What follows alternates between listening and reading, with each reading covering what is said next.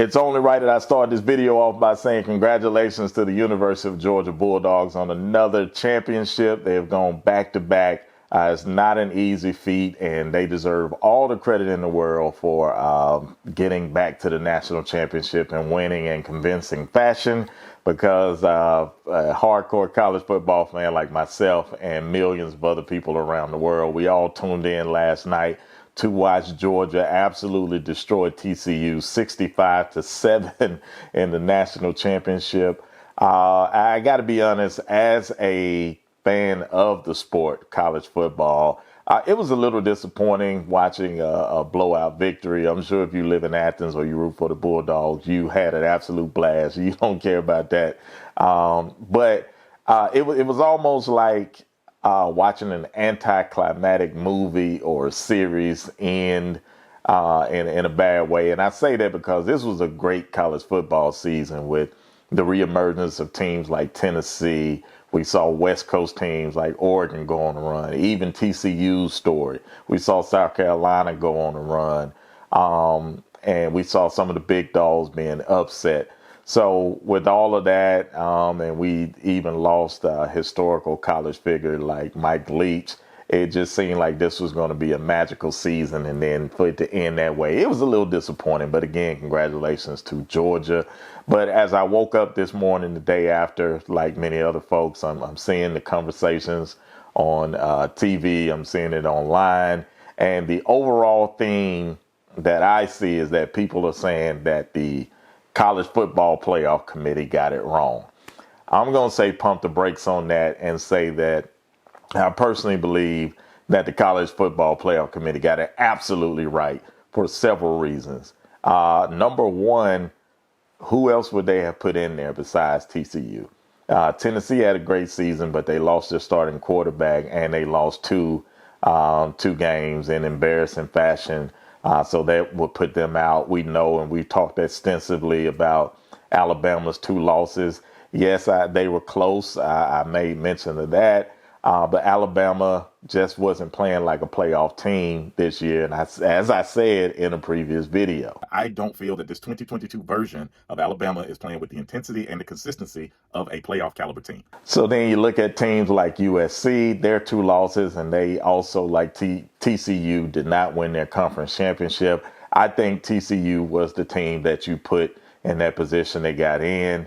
And the other reason I believe the playoff committee got it right is because after the first round of playoff games, which these were some of the best first rounds and conference championships that we've seen probably ever, nobody was doubting that TCU belonged after they beat Michigan.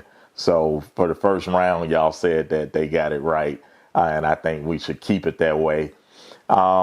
As the blowout is concerned, listen, these are kids usually ages 18 to 22, sometimes a little bit older, but they're not always going to lock in, and you're going to have blowouts sometimes when they just don't show up as a team to play, but that's not specific to them. We've seen blowouts in the NFL. I remember what the Seahawks did to Peyton Manning and the Broncos a few years ago, and then on the college level, we saw what Clemson did to Alabama a few years ago, and we also saw what Alabama did to Notre Dame a few years ago. So that's that's just a part of it.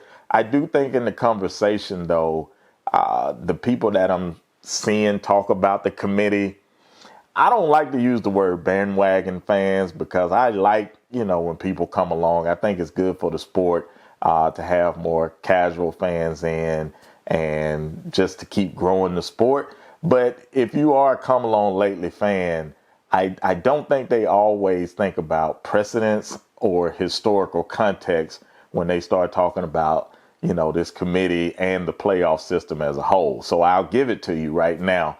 And I don't mean to demean you guys' opinions or anything, but before the playoff, there was what was called the BCS system, which a lot of people complained about a lot because they don't feel like it always got the best 2 teams in the country into the playoff, into the national championship game. And before the BCS, there wasn't even really a system. You literally used to have two undefeated teams playing in two different bowl games, and you just didn't know who the national champion was. So that's why you've got a lot of people who claim championships from the same year because you had multiple teams that could go undefeated and they never played each other. So that's something to keep in mind when you're thinking about this playoff and the playoff committee. Is the playoff system perfect? Absolutely not. But it is the system that we have right now. They're about to expand, but this is it right now. And I think Georgia is just the recipient of handling their business. They beat all the teams in front of them.